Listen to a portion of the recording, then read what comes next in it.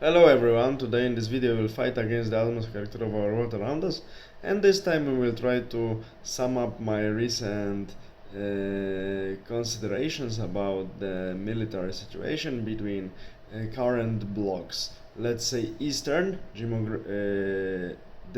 geographically, I mean Russia, China, North Korea of course, and Iran, and Western, so more or less only NATO, but mainly main component of NATO, United States and their military equipment. Now we see in the east of Ukrainian provinces or former Ukrainian provinces and south, we see that actually American equipment, even not in the hands of American soldiers, can stop the armies of the Eastern Bloc, in this case Russian army. That's why we have, as of now, stalemate in this strange armed conflict in Ukraine, that actually war was not declared and critical infrastructure of Ukraine was not destroyed. Something is strange, but okay. So we see that American military equipment, not even in American hands, Western let's say, can stop these armies on a shorter run, but we see that Russia also hadn't attacked its opponent with all mighty powers it has. We know that Russia has many military equipments from the previous era, thousands, and many people they can mobilize. In my opinion, if they use all of their mights, they would of course push back Ukrainians, conquer Ukraine, maybe conquer Pribaltica, maybe even conquer huge chunk of Poland, Czechoslovakia, but maybe even enter a little bit to Germany, eastern part, but later they would get exhausted, they would get a lot of losses, and also we need to admit that West, despite having very good equipment, they are not having a lot of it. That's why they would be quickly exhausted and overwhelmed even by Russian wrecks and Russian old equipment.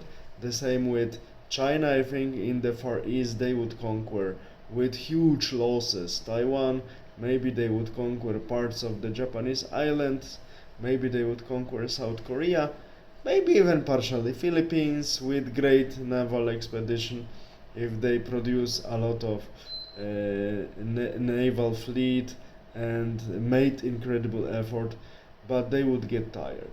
And West would have to just step back because they would need to produce more of this super class equipment to fight them back. So with incredible losses, Eastern Bloc could gain some substantial territories, some new acquisitions, but these acquisitions would be only around their current borders.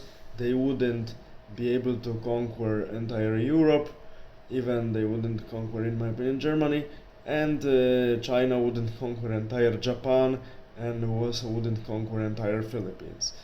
In my opinion, and they would conquer maybe only Taiwan with huge losses. That's why Comrade Xi, seeing how campaign in Ukraine, when this conflict lasting from 2014 escalates, that when Comrade Xi sees how it goes, and he for sure asked for the inspection of the Chinese army, and he realized that it's equally corrupted as Russian army seemingly, so he resigned as of now from attacking Taiwan because the outcome would be catastrophic.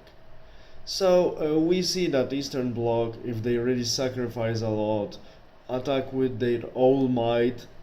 Of course, I'm not here talking about nuclear attack, because if someone uses nuclear weapons, everyone would be against him and it would be disaster. So in this analysis, I exclude possibility of using nuclear weapons. Of course, we cannot exclude it for the future for 100%, but as of now, I don't think it's very realistic. But coming back to the topic, so we see that Eastern Bloc countries can gain some territories, can have some new acquisitions by military force close to their borders, naval borders or land borders, with incredible efforts, with crazy sacrifice, with equipment and people, and later they would be simply stopped by the resistance of the population and the rest of the armies of the West. West would of course lose its great equipment, would have some losses. These societies are more fragile, so they would press governments to make peace, of course, but in terms of Western Europe, that's why they always betray countries in Central and Eastern Europe, because they know that actually, thanks to geography, they are safe and Russians cannot reach them. The same with US and Canada, they know that China cannot reach them because Pacific is huge and there are many potential opponents who cannot be fully defended by China, especially with American help. That's why, especially in particular with respect to Western European countries, they know that they can always sacrifice Central and Eastern European countries for Russia, even if Russia reconquer all of them again, as it was before 1989. So West can always use these populations because there is a huge resentment towards Russians and Russian rule. So these populations can be used as a source of resistance that can be financed and induced against Russia to make problems to Russia. And in case Russia is weak again, these countries can be liberated, and later when Russia is stronger, these nations can be sold again. And that's why, thanks to geography, Western Germany, Benelux, France, Italy, Spain and Portugal and Austria and Switzerland are really safe.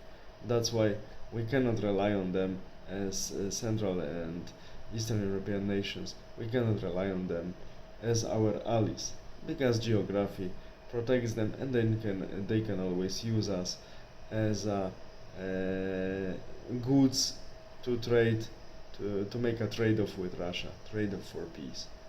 And we have to realize that and work on our own, with ourselves, to improve our geopolitical location. This is how I see current military situation between two main military blocs, NATO and Eastern Bloc, so Russia, China, and smaller partners like Iran, North Korea. All the best, have a nice day, bye. As we see technological superiority of the West on a shorter run, it works. On a longer run, Western countries would be forced to abandon their smaller allies, because they wouldn't survive the push, the mighty push from the East. But the East is not able to defeat entire Western Bloc, and Western Bloc have always someone to sell for the peace agreement. All the best, have a nice day, bye.